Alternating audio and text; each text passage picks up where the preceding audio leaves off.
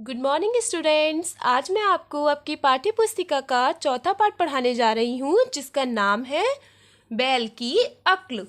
पंडित भट्टाचार्य सीधे साधे भले शिष्ट सौम्य किस्म के आदमी थे। बच्चों, शिष्ट मतलब होता है सभ्य और सौम्य मतलब शालीन यानी नरम हृदय की।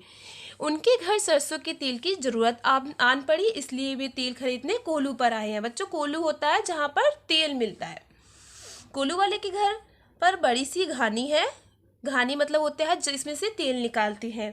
एक बैल उसे घुमा रहा है, उसके गले में एक घंटी लटक रही है। बैल चलता जाता है और घानी भी इसके संग घूमती रहती है और सरसों से तेल पिड़ता रहता है यानी तेल निकलता रहता है। बैल के गले की घंटी टुंग टंग टुंग करती रहती। बच्चों, ये देखिए, ये घानी होती है। ये आपको दिख रही है ना, ये घानी है और घानी से एक रस्सी बैल के गले में बंधी हुई है। जब बैल घूमता है इसके चारों ओर तो ये भी घूमती है, तो जिसमें से तेल निकलता है। ठीक है, और ये पंडित भट्टाचार्य हैं। पंडित रोज आते और यह देखते, पर आज उनको अचानक गहरा आश्चर्य हुआ, मतलब हैरानी हुई उनको। वे आंखें फाड़े देखते रह गए। वाकई ये तो कमाल की चीज है। कोल्हू वाले से पूछा, अरे ओ लड़के, वो चीज है क्या? लड़के ने कहा, वो तो घानी का पेड़ है, उसी से तो तेल निकलता है। ठीक है बच्चों।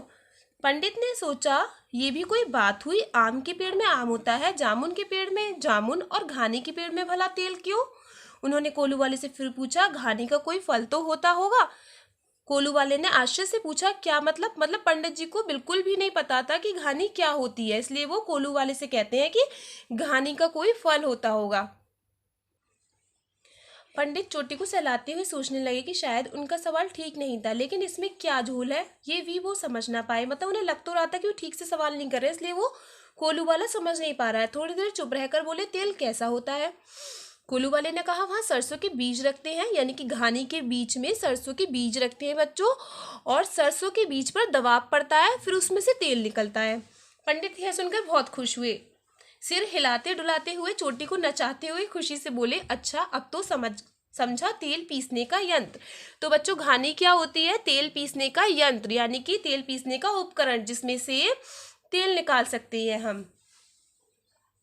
कोल्हू वाले से तेल लेकर पंडित अभी घर लौटने वाले थे कि उनके मन में एक और सवाल आ धमका। मतलब उनके मन में एक और सवाल आ गया, बैल के गले में घंटी क्यों डाली है? उन्होंने पुकारा, ओ कोल्हू वाले के लड़के, वो तो सब समझ गया, पर ये बैल के गले में घंटी लटकाने का क्या मतलब? क्या उससे भी तेल निकालने में कोई मदद मिलती है? देखो, पंडित जी को बिल्कुल भी नहीं पता। वो क्या सोच रहे हैं कि घंटी से भी तेल निकालने में मदद होती होगी। उसने कहा, हर वक्त तो बैल पर नजर नहीं रख सकते ना, इसलिए उसके गले में घंटी बांध के रखी है। जब तक घंटी बजती रहती है तो समझ जाते हैं कि बैल चल रहा है।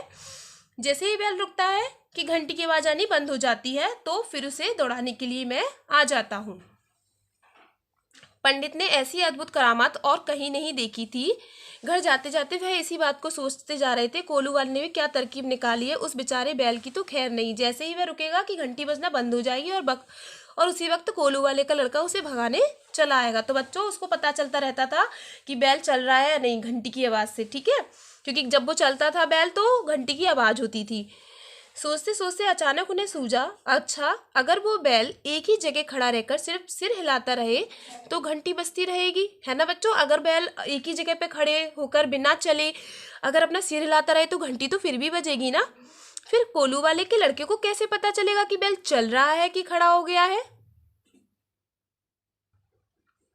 पंडित जी को भारी चिंता हुई, मतलब बहुत चिंता हुई पंडित जी को इस बात की। अगर वह बैल जरा चालाकी से काम चोरी करे तो कोल्हू का कितना नुकसान हो जाएगा। यह सब सोचकर वापस कोल्हू वाले के यहाँ जा पहुंचे। पंडित जी चले गए दोबारा से उसी के यहाँ और बोले, अरे वो जो घंटी वाली बात तुम कह रहे थे उसमें तो बड़ी गलती है। अगर वह बैल काम चोरी करके घंटी बजाता रहे तो फिर क्या करोगे?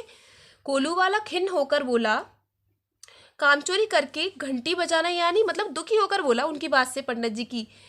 पंडित बोले, मान लो वह एक जगह खड़ा होकर ही घंटी बजाता रहे तो घंटी तो बजती रहेगी, पर घानी चलेगी क्या? तब तुम क्या करोगे? कोल्हू वाला उस समय तेल नाप रहा था, मतलब तेल नाप रहा था वो। उसने मुड़कर पंडित की ओर देखा और बोला, मेरा वैल क्या शास्त्र पढ़कर पंडित बना है कि उसका इतना दिमाग होगा?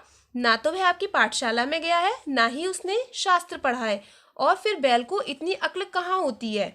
और उसने ये वाली बात सही कही थी, है ना? बैल कोई पाठशाला में थोड़ी गया है जो उसमें इतनी अक्ल होगी। पंडित ने सोचा कोलू वाला सच ही तो कह रहा है, उस मूर्ख बैल ने कभी शास्त्र पढ़कर देखा ही नहीं, इसलिए उस मूर्ख बैल की सारी चालाकी खत्म। तो यानी कि पंडित जी को सिर्फ शास्त्रों का ज्ञान था, व्यवहारिक ज्ञान नहीं था, इसलिए तो उन्होंने इस कोलू वाले से ऐसी बात की। तो बच्चों, इस पाठ से हमें यह शिक्षा मिलती है कि पुस्तकीय ज्ञान से व्यवहारिक ज्ञान बड़ा और उत्तम होता है। धन्यवाद।